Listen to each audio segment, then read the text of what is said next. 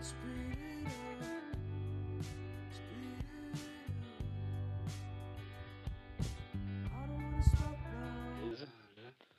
ni mzigo wa vanila, miti ya vanila inaenda kwa mteja wetu.